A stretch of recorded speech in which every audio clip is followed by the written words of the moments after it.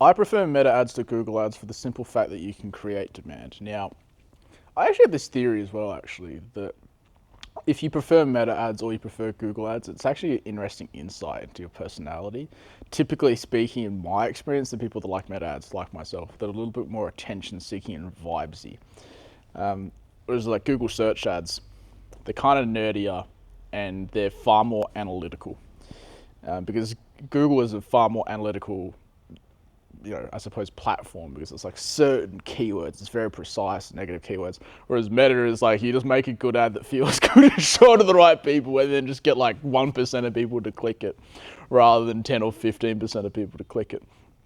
But the reason that I prefer Meta ads to Google ads when it is the appropriate, like when you're in a situation where you can do either, the reason I prefer Meta is because you can just create demand when it wasn't already there. So if we used to reference, or I didn't used to reference it, Nick used to reference this back in the very, very, very first workshops.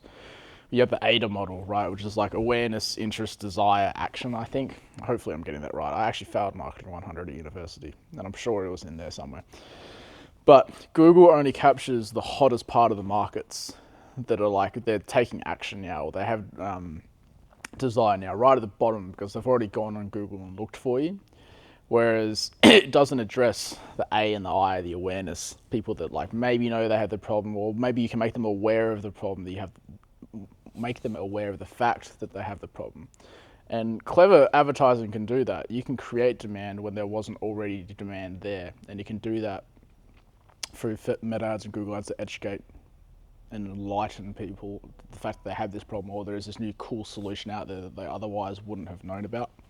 And I like growing. I like being able to grow as fast as possible. I like being able to grow, find the month where of ad spend where profit contracts and then go back a little bit, scale things up again that way.